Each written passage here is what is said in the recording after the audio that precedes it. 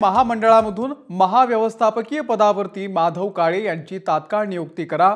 महामंडळाचे अध्यक्ष भरत गोगावले यांचं उपाध्यक्ष डॉक्टर माधव कुसेकर यांना या संदर्भात पत्र पाठवण्यात आलंय।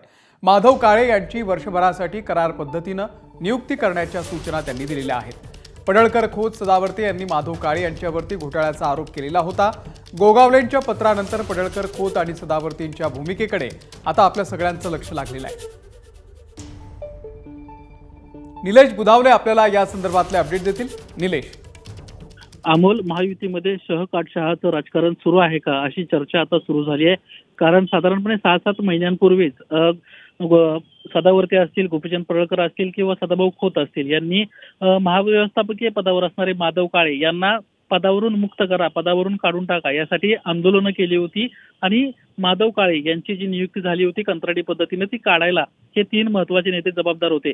आता मात्र महायुतीतीलच आणखीन एक महत्त्वाचे नेते असणारे भरत गोगावले जे महामंडळाचे आता अध्यक्ष झालेत, त्यांनीच या अधिकाऱ्याला तत्काळ नियुक्ती करा अशा पद्धतीचं पत्र दिलेलं आहे।